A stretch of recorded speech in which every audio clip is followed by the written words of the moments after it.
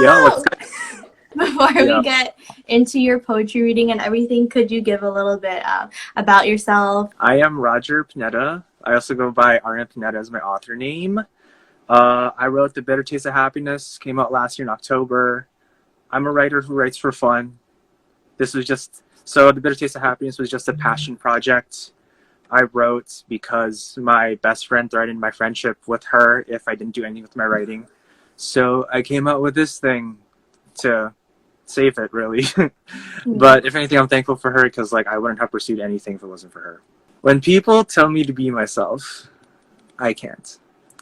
I breathe in tempos that can't be followed and stutter in tongues my tongue can't even tongue. I've learned that dopamine is one hell of a drug the moment she spoke to me the first time.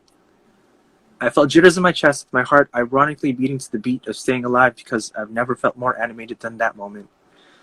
With ice surging through my veins because of how I was stuck frozen in a stupor of admiration when I saw her looking at me, watching her existing in front of me. My hands clenched from the stubbornness I've bolstered with the fear of rejection amplifying in the back of my mind. My body inflamed of the self-prescribed arthritis that kept me from making advances when I tried to walk towards her.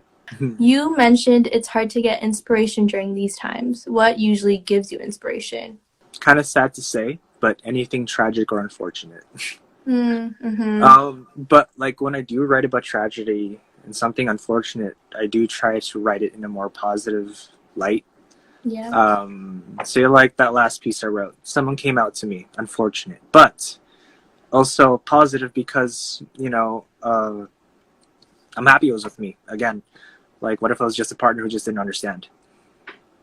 Exactly. And I handled it differently, in a much Yeah. more negative way. How like some people go through again like the abuse, whether it be physical or Mm-hmm. verbal and stuff like that.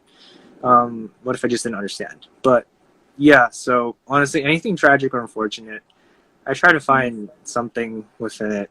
Um, I don't know. I can write about happy stuff, I guess, too, but I don't know. It's not that for me personally. I when something crazy happens, I start getting all these ideas, and I just have to write it. Love is as constant as energy. As energy is as constant as bullshit. In this short free verse, I will argue why energy and love intertwine with each other so well. But people seem to be treating it in ironic metaphors, such as getting shot with a gun but then putting a band-aid over the wound, or using the living room fan to extinguish an open fire, or using a bucket to scoop out the water that is flooding the Titanic. It truly is amazing to have someone who shares the same energy as you. If there is someone out there right now that also wants to write and like release or publish their own Mm-hmm. book, do you have like a personal tip at all, I guess, to like aspiring slash upcoming book publishers? Okay. Expect like a lot of people to doubt you. Expect a lot Ooh. of rejection. Nothing good ever comes easy, right? You got to really Mm-hmm. work hard for it. Although this is just a passion project for me. Like I literally wrote this for fun. Yeah. When I was telling people, I was like, I'm in the process of writing a book. I got some looks like, oh, like see how Mm-hmm. this goes type of thing. Yeah. Yeah. Interesting. Yeah. Honestly, but came to a point for me where like I said it so much, I literally brought it into existence. Nice.